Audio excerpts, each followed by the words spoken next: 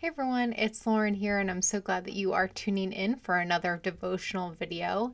And of course, now the weather has finally changed, and we are enjoying what might be considered a very nice California spring weather pattern in the beginning of the spring season after a very rainy and cold winter.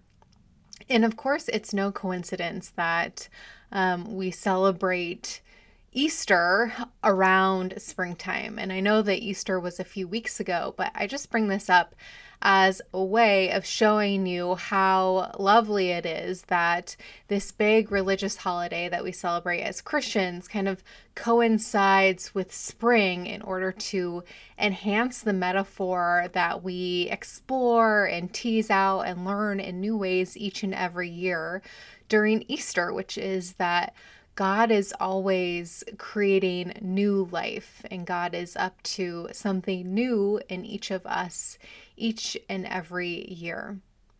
When I think about Eastertide and what it means to live into the resurrection and my personal faith, I often then couple that thought with the question of what new thing is God stirring in my soul, or what new thing is God calling me to? I think that this pairs nicely with Easter and with springtime because in springtime we see new life all around us. Like the birds have started chirping again. You see the little green buds on trees that soon will hold beautiful blossoms.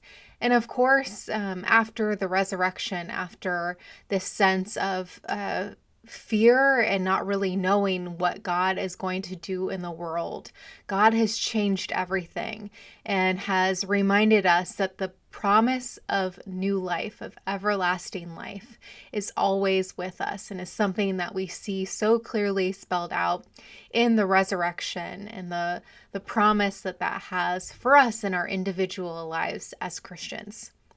So now, a few weeks after Easter, I want to pose the question for your reflection this week of what new thing is God calling you to or doing in your life? And how can you further explore your connection with God, explore what God is calling you to in that new thing this week? Okay, that's all for now. Take care.